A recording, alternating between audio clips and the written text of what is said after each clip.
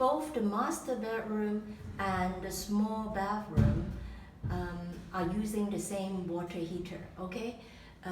The water heater is installed in the small bathroom.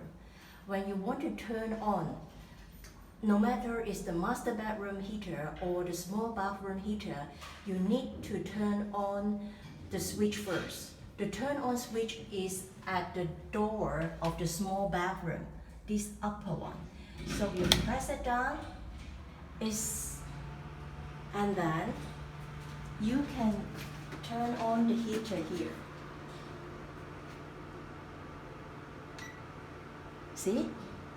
Okay? And same.